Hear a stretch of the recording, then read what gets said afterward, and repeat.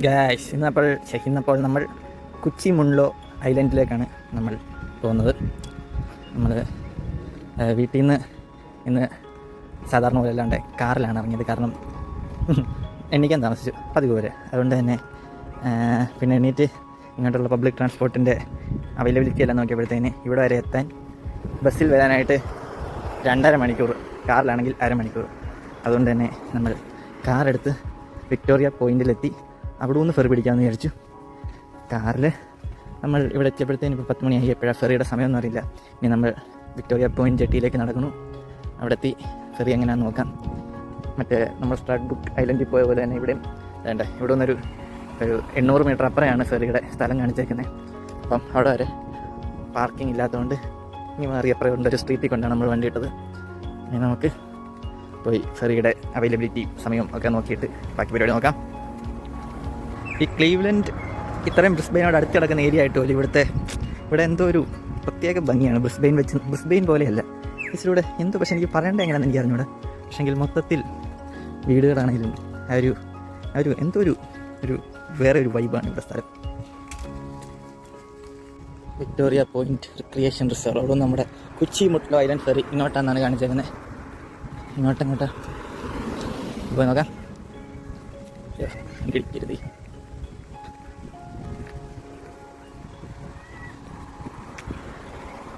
എല്ലാവരും നടക്കുന്നിടത്തോട്ട് നടക്കാം. ഇവർ കറയിലോട്ടായിരുന്നു നടക്കുന്നത്. സോറി. അപ്പം എങ്ങോട്ടാണോ?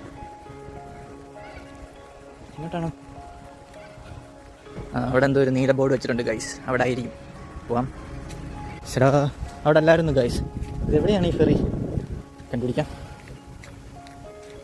സോ ഗൈസ്, നമ്മൾ ഇവിടെ നിന്ന് ടിക്കറ്റ് എടുക്കേണ്ട, ഫെറിക്കകത്ത് വന്ന് എടുക്കാമെന്നാണ് നമ്മുടെ വഴിവെച്ചേണ്ട ഒരു മടമ്മ ചേച്ചി പറഞ്ഞത്. അപ്പോൾ ഇവിടെ നിന്നാണ് ഫെറി. പുള്ളിക്കാർ പറഞ്ഞത് എന്താണെന്ന് വെച്ച് കഴിഞ്ഞാൽ ഇത് ചെറിയ ഫെറിയാണ്.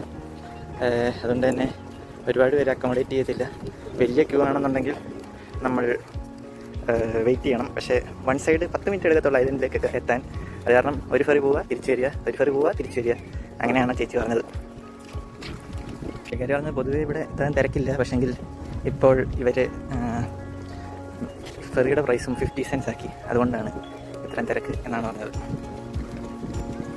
ആ ചേച്ചി ഫെറിക്കകത്തുനിന്ന് തന്നെ ടിക്കറ്റ് എടുക്കാം എന്ന് പറഞ്ഞേക്കുന്ന ഒറ്റ വിശ്വാസത്തിലാണ് നമ്മൾ ഈ ക്യൂവിൽ വന്നിരിക്കുന്നത്. ഇനിയും ഫെറി കയറിയിട്ട് നടുക്കടലിലെത്തുമ്പോൾ ടിക്കറ്റ് ഇല്ലാണ്ട് കൊണ്ടുപോകത്തില്ല, നീന്തിക്കോളാൻ പറഞ്ഞു കഴിഞ്ഞാൽ എന്ത് ചെയ്യും എന്ന് എനിക്കറിഞ്ഞൂടാ. എനിക്കാണ് നീന്താൻ പോലും അറിഞ്ഞൂടാ.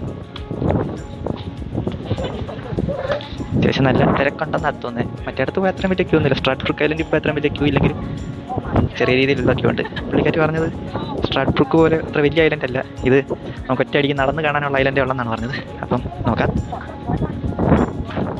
എൻ്റെ ഗൈസ് ഒരു ഫെറി അങ്ങോട്ട് വരുന്നുണ്ട്. മിക്കവാറും അതായിരിക്കും നമുക്ക് പോകാനുള്ളത്. ഇത്രയും ക്യൂ അതിൻ്റെ അകത്ത് കൊള്ളുവോ ഇല്ലയോ എന്നുള്ളതാണ് നമുക്കടുത്ത് നോക്കേണ്ടത്. അപ്പം ഒരു ഫെറി പോകും, എന്നിട്ട് ആ ഫെറി പോയിട്ട് ഇവിടുന്ന് ആൾക്കാർ അങ്ങോട്ട് കൊണ്ടുപോകും. അവിടെ നിന്ന് ആ ഫെറിയിൽ തിരിച്ചാൾക്കാർ ഇങ്ങോട്ട് വരും. പിന്നെ ആ ഫെറി തന്നെ ആൾക്കാർ അങ്ങോട്ട്. അങ്ങനെ ഒരു ഫെറി ഇങ്ങനെ കിടന്ന് റൗണ്ട് അടിച്ചുകൊണ്ടിരിക്കുകയാണ് അപ്പോൾ ഇവിടുത്തെ സംവിധാനം. ഇങ്ങോട്ടധികം ആൾക്കാരൊന്നും വരുന്നില്ല, കുറച്ച് പേരൊക്കെ ഉള്ളൂ. രാവിലെയാണല്ലോ എല്ലാവരും അങ്ങോട്ട് പോയി. ഇവരൊക്കെ ചിലപ്പോൾ ഇങ്ങനെയൊക്കെ ക്യാമ്പ് അടിച്ചിട്ട് വരുന്നവരായിരിക്കാം. അല്ലായിരിക്കാം. എനിക്ക് തോന്നുന്നില്ല ഗൈസ് നമ്മൾക്ക് കയറാൻ പറ്റുമെന്ന്. ഫെറി ഓൾറെഡി ഫുള്ളായിട്ടുണ്ട്. അതൊക്കെ തന്നെ എണ്ണം എടുക്കുന്നുണ്ട്. നോക്കാം. ഒരു 10 പേരുടെ വ്യത്യാസത്തിലാണ് നമ്മൾ നിൽക്കുന്നത്. മിക്കവാറും കയറ്റൂല. മുന്നിൽ പോയി നിൽക്കേണ്ടി വരുമോ എന്തോ. ഇല്ല ഗൈസ്, നമ്മൾ രക്ഷപ്പെട്ടു. ഇനി 8 പേരെ കൂടെ ഉണ്ട്. അപ്പം നമ്മൾ കറക്റ്റ് ലാസ്റ്റിലെത്തി. ഈ ഫെറിയാണ് നമ്മൾ കയറുന്നത്. വിക്ടോറിയ പോയിൻറ്റ് കൊച്ചി മുട്ട്ലോ ഐലൻഡ്. ഇതിൻ്റെ ഡ്രൈവിംഗ് സെക്ഷൻ.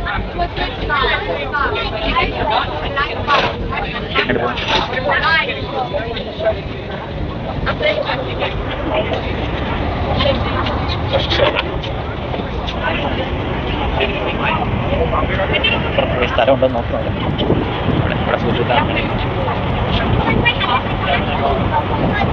നമുക്കങ്ങനെ ഇവിടെ ഒരു സീറ്റ് കിട്ടി. അപ്പം ഒരു അനൗൺസ്മെൻ്റ് ഒക്കെ നടത്തി. ഗോ കാർഡ് ഇപ്പം ഇവരെടുക്കാറില്ല, പകരം പക്ഷേ 50 സെൻസ് ഫെയർ തന്നെയാണ്. നമ്മുടെ ക്രെഡിറ്റ് കാർഡ് ഉപയോഗിച്ച് നമുക്ക് പേ ചെയ്യാൻ പറ്റും എന്നാണ് ഇവർ പറഞ്ഞേക്കുന്നത്. അപ്പം ഇതിൻ്റെ അകത്തുനിന്ന് നമുക്ക് പേ ചെയ്യാം. അപ്പം ഓക്കെ, രണ്ടാൾ ടിക്കറ്റ് എടുക്കാൻ വരുന്നുണ്ട് മെഷീനും കൊണ്ട്. സോ ഗൈസ്, നമ്മൾ ഫെറിയിൽ നിന്ന് ഇറങ്ങി. കറക്റ്റ് 10 മിനിറ്റ് ഫെറിയേ ഉള്ളായിരുന്നു.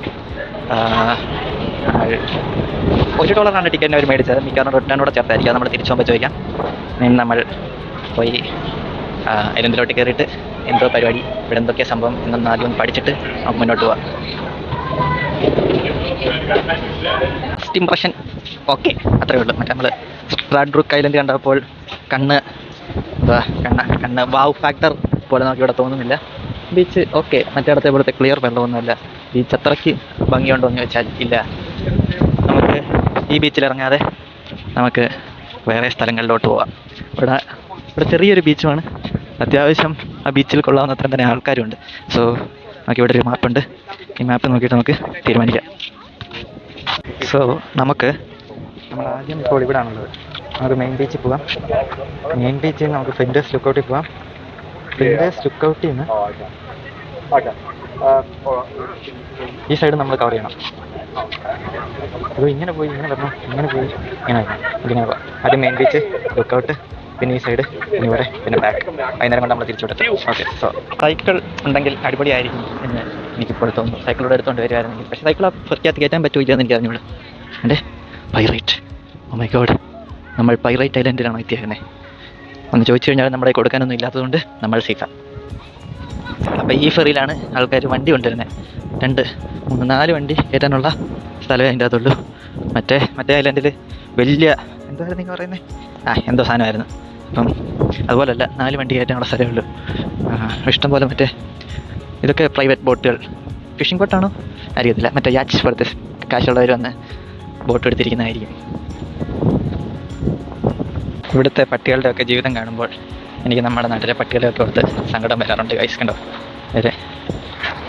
ഇവർ എല്ലാവരും എവിടെ പോയി കഴിഞ്ഞാലും അവരുടെ പട്ടികളെയും കൂടെ കൊണ്ടുപോവുക, ഇവിടെ നീന്താൻ വിടുക, അഴിച്ചുവിടുക, ഓടിക്കളിക്കുക, അങ്ങനെയൊക്കെ വേണം. അപ്പോൾ നമ്മുടെ നാട്ടിലെ പട്ടികളാണെങ്കിൽ ഇപ്പോഴെല്ലാവരും ഇച്ചിരി മാറിയിട്ടൊക്കെ ഉണ്ടെന്നുണ്ടെങ്കിലും ഒരു മെജോറിറ്റി ഇപ്പോഴും എല്ലാം കൂട്ടി തന്നെ കിടക്കുക. ചുമ്മാതാണോ നിങ്ങൾ എപ്പോഴേലും തുടർ പൊട്ടി പോകുമ്പം ഓടിപ്പോണത്? ഇവിടുത്തെ പട്ടികളൊക്കെ ആണെങ്കിൽ ഓടിച്ച് വിട്ട് കഴിഞ്ഞാലും അവർ ഓടിപ്പോയിട്ട് തിരിച്ചു വരും. See the difference. ഇവിടെ നമ്മളിങ്ങനെ ഇപ്പം ബീച്ച് സൈഡിൽ കൂടെ, കടൽ സൈഡിൽ കൂടെ പിടിച്ച് നടക്കാം എന്ന് തീരുമാനിച്ചേക്കാണ്. കാരണം എന്താണ്, ഒരു ചെറിയ ഐലൻഡാണല്ലോ. അപ്പം മെയിൻ ബീച്ച് വരെ എന്താണെങ്കിലും ഇങ്ങനെ കടൽ സൈഡ് തന്നെ ആയിരിക്കണം. എന്തൊരു കൊച്ചുകൾക്കാണ് അവിടെ എന്തെങ്കിലും പറയുന്നത്, ജെറ്റ്സ്കി അല്ലേ ആ സാധനം ഓടിച്ചോ വെള്ളം. ബീച്ച് സൈഡിൽ നിന്ന് ചെറുക്കിന് ഫ്രീ വാട്ടർ സർവീസ് കിട്ടിയിട്ടുണ്ട്.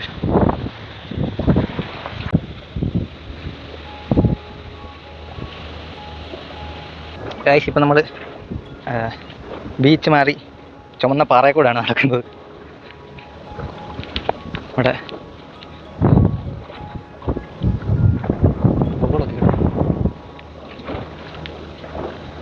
നമ്മൾ പെട്ടോ എന്നൊരു സംശയമുണ്ട്. ഇതുവഴി മുന്നോട്ട് പോകാനായിട്ട് പറ്റുമോ എന്ന് ഡൗട്ടാണ്. കാരണം ഓ മൈ ഗോഡ്, പാറയിൽ അത്യാവശ്യം നല്ല വഴുക്കലുണ്ട് ഗൈസ്. പോകാൻ പറ്റുമെന്ന് തോന്നുന്നു. അവിടെ എത്തുന്നവരെ വീഡിയോ എടുക്കുന്നതല്ല, കാരണം എൻ്റെ ഒരു കയ്യിൽ ചെരുപ്പായതുകൊണ്ടും എല്ലാം കൂടെ തെന്നിയെടുത്ത് താഴെ കിടക്കാൻ സാധ്യതയുണ്ട്. നമ്മളെങ്ങനെയൊക്കെ ഏതാണ്ട് ഈ പാറ കൂടെ വലിഞ്ഞു കയറി ഇവിടെ വരെ എത്തി. ഇനി അത്രയും കൂടെ വലിഞ്ഞു കയറി പോകണം. ഇരിക്കാൻ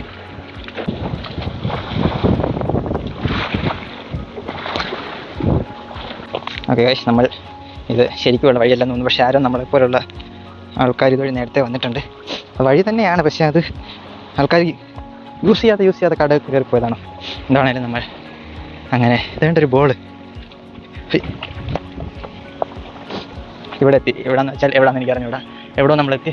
ഇങ്ങോട്ടൊരു വഴിയുണ്ട്, ഇങ്ങോട്ടൊരു വഴിയുണ്ട്. ഏതൊരു പോകണം ഗൈസ്? പിത്തള തവള ചീ മറിയം മഞ്ഞുവിളക്കൂതി ഇടുക ഗൈസ്. നമ്മൾ മണ്ണര ചൂണ്ടയിലിടുന്നതിന് പകരം ഇവർ പ്രോൺസാണ് ഇടുന്നതെന്നാണ് എനിക്ക് മനസ്സിലായത്. ചൂണ്ടക്കുളത്തിൽ എല്ലാവരും പ്രോൺസാണ് വെച്ചേക്കുന്നത്. ഇവിടെ 2 ആൾക്കാർ ടെൻ്റൊക്കെ അടിച്ച് ക്യാമ്പ് ചെയ്യുന്നുണ്ട്. സോ നമ്മൾ ഉൾനാട്ടിലെത്തിയെന്നാണ് തോന്നുന്നേ. ഈ പട്ടി ഒരു കാര്യമില്ലാണ്ട് എന്നെ നോക്കി കുരയ്ക്കുന്നു. എന്തിനാണെന്ന് എനിക്ക് അറിഞ്ഞൂടാ. ഒന്ന് കടിക്കാതിരുന്നാൽ മതിയായിരുന്നു. ഗായ്സ്, നമ്മൾ ചുമ്മാ മാപ്പെടുത്ത് നോക്കിയപ്പോഴാണ് നമ്മൾ മെയിൻ ബീച്ചൊക്കെ കഴിഞ്ഞു എന്ന് മനസ്സിലാക്കിയത്. ഇത് ആരും നടക്കാത്ത വഴിയാണ് ഗായ്സ്. കാരണം ഇവിടെ മൊത്തം ചിലന്തി വലയാണ്. സോ അങ്ങോട്ട് പോകുന്നത് റിസ്ക് ആണോ എന്നെനിക്ക് അറിഞ്ഞൂടാ ഗായ്സ്. ഒരു 5 മിനിറ്റ് വേണം നമുക്ക് പോയി നോക്കാം.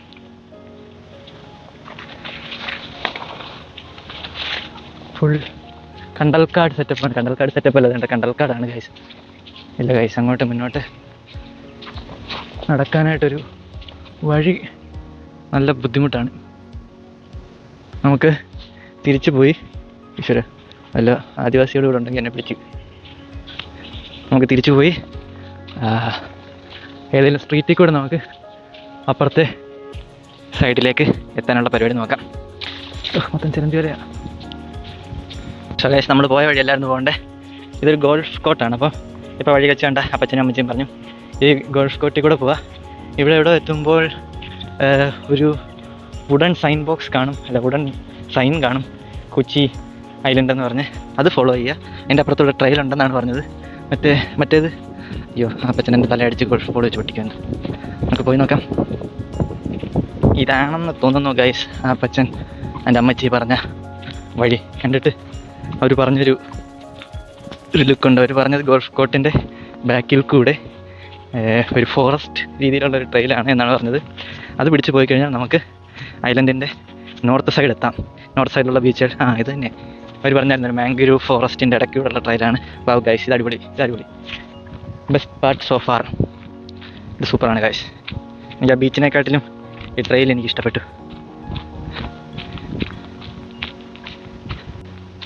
ഗൈസ്. അവർ പറഞ്ഞ സൈൻ ബോർഡൊന്നും കണ്ടില്ല. എനിക്ക് അറിഞ്ഞൂടാ നമ്മളിത് എങ്ങോട്ടാണ് പോകണേന്ന്. ഇത് ഇപ്പം തന്നെ ട്രാക്കൊന്നും ഇല്ല ഗൈസ്.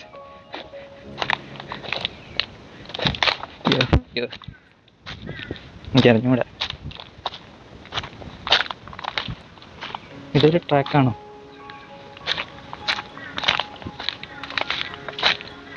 ചടുപ്പ് പോലൊക്കെ തോന്നുന്നുണ്ട്. ഒരാളെ കാണുമായിരുന്നെങ്കിൽ ചോദിക്കുകയും ചെയ്യാറ്. എനിക്ക് മനസ്സിലാവണില്ല. അയ്യോ, ഇതിപ്പോൾ എങ്ങോട്ട് പോകും? അവിടെ ഒരാൾ നടക്കുന്നു. നമുക്ക് ഈ വഴി അങ്ങനെ പോയി നോക്കണോ? ഈ വഴിയാണോ? കാണോ ഗൈസ്? കറങ്ങി ഏതൊരു ടാറിട്ട റോഡിലെത്തി ഗൈസ്. ഇനിയും ഇതിപ്പോൾ എങ്ങോട്ടാണ് പോകണേ, എവിടെയൊക്കെ എത്തണേ എന്നൊന്നും ഒരു ഐഡിയ ഇല്ല. ഗൂഗിൾ മാപ്പ് നോക്കാൻ മനസ്സ് പറയുന്നുണ്ടെങ്കിലും ഗൂഗിൾ മാപ്പ് നോക്കാൻ ബ്രെയിൻ പറയുന്നുണ്ടെങ്കിലും എൻ്റെ മനസ്സാണെങ്കിൽ അതിനെ അനുവദിക്കുന്നില്ല. നമ്മൾ അല്ലാണ്ട് കണ്ടുപിടിക്കും. വഴി ആരോടെങ്കിലും ചോദിച്ചിട്ടാണേലും വേണ്ടിയല്ല, പക്ഷെ നമ്മൾ ഗൂഗിൾ മാപ്പ് നോക്കാതെ കണ്ടുപിടിച്ചിരിക്കും. നമ്മൾ നോർത്തേൺ ബീച്ചിൽ എത്തുകയും ചെയ്യും. ഇതെൻ്റെ വാശിയല്ല, കോൺഫിഡൻസാണ്. എനിക്ക് തോന്നുന്നു ഇതാണ് ആ അമ്മച്ചി പറഞ്ഞ ട്രാക്ക്, കൊച്ചി മെഡലോ ട്രാക്ക് എന്ന് പറഞ്ഞ് എഴുതി വെച്ചിട്ടുണ്ട്. മിക്കവാറും ഇതായിരിക്കും. അപ്പോൾ നമുക്ക് ഇതുവഴി നമുക്ക് നടക്കാം. എന്തോ അപ്പാർട്ട്മെൻറ്റ് കെട്ടിടമാണ്. അപ്പം അവിടെ വന്ന് സ്റ്റേ ചെയ്യേണ്ടവർക്ക് സ്റ്റേ ചെയ്യാം. and ഇതൊക്കെ വീടുകളാണെന്നാണ് തോന്നുന്നത്. അപ്പോൾ ഇവിടെ ആൾതാമസം ഉണ്ട്. വേറെ പക്ഷേ നമ്മൾ ഹോസ്പിറ്റലോ സ്കൂളോ ഷോപ്പിംഗ് കോംപ്ലക്സോ അങ്ങനത്തെ സംഭവങ്ങളൊന്നും കണ്ടില്ല ഇതുവരെ. ഇതേ കാണാനായിട്ട് ബീച്ചിൽ നിന്നും കാട്ടിൽ നിന്നും പുറത്തോട്ടിറങ്ങിയിട്ട് വേണമല്ലോ അതൊക്കെ കാണാൻ. മേ ബി ഉണ്ടായിരിക്കാം. നമുക്ക് എന്താണേലും നമ്മൾ സമയത്തിനനുസരിച്ച് നമ്മൾ ഈ ഐലൻഡ് നമ്മൾ മൊത്തം ചുറ്റിക്കാണും. കാരണം എല്ലാവരും വന്ന് മറ്റേ മുന്നിലത്തെ ബീച്ചിൽ പോകുന്ന പോലെ പോയി തിരിച്ചു പോകുന്നതിലല്ലല്ലോ കാര്യം. നമ്മൾ വന്നിട്ട് ഈ ഐലൻഡിൽ എന്തൊക്കെയുണ്ട് സംഭവങ്ങൾ എന്നറിയണ്ടേ. Hi Mac pi. അങ്ങോട്ട് പോകണോ ഇങ്ങോട്ട് പോകണോ? ഇങ്ങോട്ട് പോയി നോക്കാം. ആദ്യം നമ്മൾ ബീച്ച് കണ്ടുപിടിക്കണം. Northern beach. ഇത് ഡാഹൂനെ ഇതൊക്കെ എന്താണോ വീടുകളാണെന്ന് തോന്നുന്നു ഗൈസ്. അങ്ങനെ താഴെ നമ്മൾ ബീച്ചിൻ്റെ സൈഡിൽ വരെ എത്തി. പക്ഷേ ബീച്ചിലോട്ട് ഇനി ഇതുവഴി ഇറങ്ങുന്നേ എന്നോട് നമ്മൾ കണ്ടുപിടിച്ചാൽ മതി. അത് നമ്മൾ കണ്ടുപിടിക്കും. ഇത് ഞാൻ പറഞ്ഞു എൻ്റെ കോൺഫിഡൻസ് അല്ല, അഹങ്കാരമാണെന്ന്. ഗായ്സ്, എൻ്റെ അഹങ്കാരം ഇച്ചിരി ചീറ്റിപ്പോയി ഗായ്സ്. ഞാൻ ചുമ്മാ ഒന്ന് മാപ്പ് നോക്കിയതാണ്. ഇത് നമ്മൾ ഏത് ബീച്ചാണ് എത്തിയത്? ഇത് നമ്മൾ ഫെറി വന്നിറങ്ങിയ ബീച്ചിൻ്റെ അടുത്ത് തന്നെയാണ് ഗായ്സ് നമ്മൾ എത്തിയേക്കുന്നത്. ഇത് നമ്മൾ മാപ്പ് നോക്കി പോകാൻ തീരുമാനിച്ചു ഗായ്സ്. ഒരു 1.5 കിലോമീറ്റർ നടന്നു കഴിഞ്ഞാൽ നമ്മൾ നോർത്തേൺ സൈഡിലെത്തും എന്നാണ് പറയുന്നത്. ഇപ്പം തന്നെ നമ്മൾ എനിക്ക് തോന്നുന്നൊരു 3-4 കിലോമീറ്റർ നടന്നു കഴിഞ്ഞു. അത് നമ്മൾ ഇറങ്ങിയിടത്തും നമ്മൾ ഈസ്റ്റാണോ വെസ്റ്റ് എത്തി. വെസ്റ്റ് സൈഡിലെത്തി. വെസ്റ്റ് സൈഡിൽ നിന്ന് തിരിച്ച് നമ്മൾ വീണ്ടും നടന്ന് ഏകദേശം നമ്മൾ സൗത്ത് സൈഡിൽ എത്താറായി. മറ്റേ മെയിൻ ബീച്ച് എന്ന് ആദ്യം നമ്മൾ പറഞ്ഞ സ്ഥലത്ത് എത്താറായി. അവിടെ നിന്നാണ് നമ്മളപ്പോൾ മാപ്പ് നോക്കിയത്. അപ്പം ഇതിൽ പറയുന്നത് നമ്മളിനിയും ഈ ഡയറക്ഷനിലാണ് പോകേണ്ടതാണ്. ഇവിടെയൊക്കെ മൊത്തം ഇഷ്ടംപോലെ വീടുണ്ട് ഗൈസ്. അപ്പോൾ അവിടെ ഒരാളുമുണ്ട്.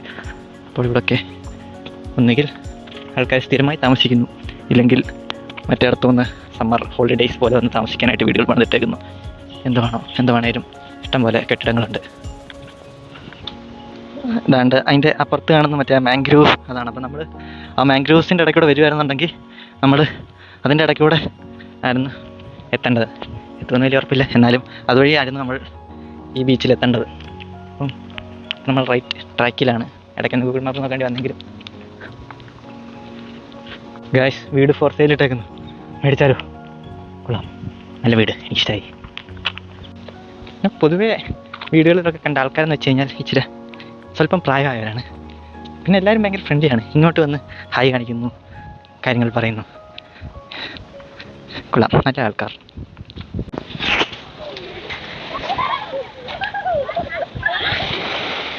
ഇതാണോ ഗൈസ് നോർത്ത് സൈഡ് ബീച്ച്? ഇത്രയും കൊള്ളൂ എന്ന് തോന്നുന്നു. പക്ഷേ ഇതാണ് നോർത്ത് സൈഡ് ബീച്ച് എന്ന് പറഞ്ഞ് വന്ന് നോക്കട്ടെ. ഈ സൈഡിലോട്ടും കുറച്ച് ബീച്ച് ഉണ്ടെന്നാണ് മാപ്പിൽ കാണിക്കുന്നത്.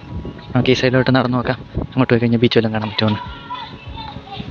ആ സൈഡിലെല്ലാം കൊച്ചു കൊച്ചു ചെറിയ ചെറിയ ബീച്ചുകൾ പോലെ ഉണ്ട്. പക്ഷെങ്കിൽ എല്ലാം എന്താ പറയുക, ഇപ്പോൾ കാണിക്കാം, ഒരു ചെറിയ ബീച്ച് പോലെയാണ്.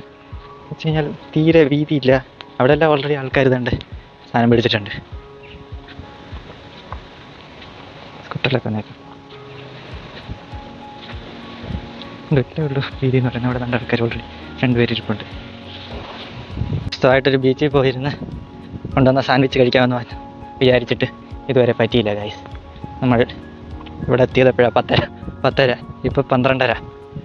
10:30 എത്തി. ഇപ്പോൾ 12:30. 2 മണിക്കൂറായിട്ട് നടന്നുകൊണ്ടേ ഇരിക്കുകയാണ്. നമുക്കൊരു എന്താ പറയുക, ഒരു വൈബ് പ്ലേസ് തപ്പി. ആകെ ഒരു ഇടയ്ക്ക് കണ്ട ഒരു 1-2 സ്ഥലം മാത്രമാണ് എനിക്ക് ഒരു വൗ എന്ന് തോന്നിച്ചിട്ടുള്ളത്. നോക്കാം.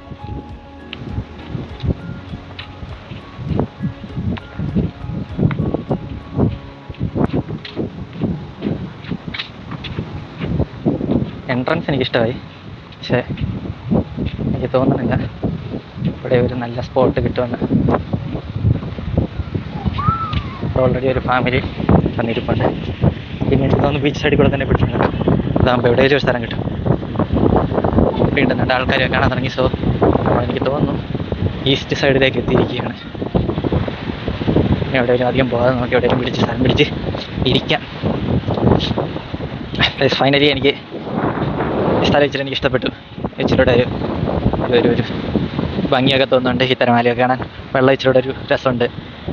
കൊള്ളാം. എങ്കിൽ ഇവിടെ ഇരിക്കാൻ സ്ഥലമില്ല, അതാണ് വേറൊരു വിഷയം. ഇവിടെ അതുകൊണ്ട് തിരമാല ഇങ്ങനെ വരെ അടിച്ചോണ്ടിരിക്കുകയാണ്. ഇതെന്തിനാ ഇവിടെ വേലി കെട്ടിയേക്കുന്നതെന്ന് അറിഞ്ഞൂടാ. ഇതിൻ്റെ അപ്പുറം കയറി ഇരിക്കാൻ പറ്റുമോ ഇല്ലയോ എന്ന് അറിഞ്ഞൂടാ. അപ്പോൾ ഈ വേലി കെട്ടിയേക്കുന്നതുകൊണ്ട് ഇനി അപ്പുറത്തോട്ട് പോയിട്ട് ഇനി വല്ലോ പ്രൈവറ്റ് പ്രോപ്പർട്ടിയോ കയറാതില്ലാത്ത സ്ഥലമോ വല്ലതും ആണെങ്കിൽ ഓൾറെഡി കൊണ്ടുപോകണമല്ലോ. അതുകൊണ്ട് നമുക്ക് ഇനിയും നടക്കാം. അങ്ങനെ നമുക്ക് അവസാനം ഒരു സ്പോട്ട് കിട്ടിയ ശേഷം നമ്മൾ ഇവിടെ ഇരുന്നു. ഇനി നമുക്ക് ഫുഡ് അടിക്കാം. അപ്പോൾ ഗൈസ്, നമ്മൾ ഈസ്റ്റ് സൈഡിലെ ബീച്ചും കവർ ചെയ്ത് ഇപ്പോൾ ഓൾമോസ്റ്റ് തിരിച്ച് നമ്മൾ നമ്മളെ സൗത്ത് സൈഡ്, അതായത് നമ്മൾ വന്ന് ഇറങ്ങിയ സ്ഥലത്ത് തന്നെ ഏകദേശം എത്തിയിട്ടുണ്ട്. അപ്പം വെള്ളം എവിടെയും എനിക്ക് അത്ര വെള്ളം അങ്ങോട്ടങ്ങ് അടിപൊളിയെന്ന് തോന്നിക്കുന്ന രീതിയിലുള്ള ഒരു വാട്ടർ ടൂൺ ഞാൻ കണ്ടില്ല. എന്നാലും നമ്മളിവിടെ ഒന്ന് ഇറങ്ങി നോക്കാമെന്ന് വിചാരിച്ചു. എല്ലാവരും വന്നാലേ ഒന്ന് ഇറങ്ങിയൊക്കെ ഇവിടെ അവർ ബോട്ട് ഇറക്കുകയാണ് ഗൈസ് അവരുടെ വണ്ടിക്കകത്തുനിന്ന്.